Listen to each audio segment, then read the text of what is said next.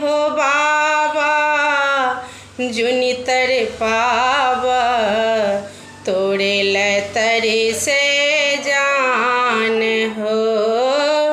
हे हो दानी जुनि तर पाव तोड़े लतरे पे जान हो। तोहरे चरनिया के हम छी पुजारी दुखक मारले बाबा एक दुखियारी। एना ज बाबा हमरो बिसरबा छूटत हमरो प्राण हो। हे हो बाबा जुनि तर पाव तोड़े लतरे से जान हो। हे हो दानी जुनि तर पाव तोड़े छूटई प्राण हो। तोहरे दरस बिनु जी नहीं पेवई और कतेक बाबा दुख हम उठेवई। ओढ़र दानी हो बम भोला किया भगला बेईमान हो।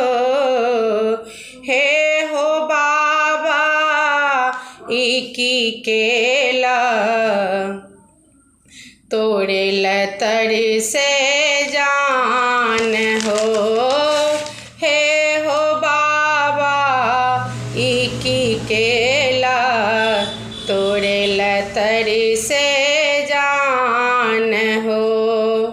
भोला हमर नहीं भगेबै कतबो भगेबै तोरे नाम के हम जाप नित करबै।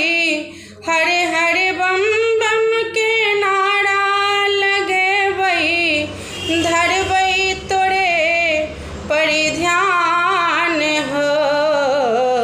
हे हो बाबा जुनि तर पाव तोड़े लतर से जान हो।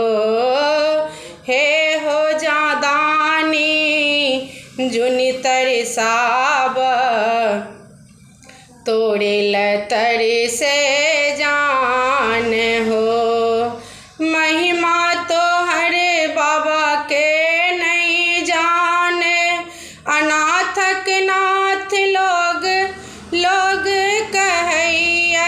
हमरो निहारा सुना हो बाबा माधव तोरे संतान हो।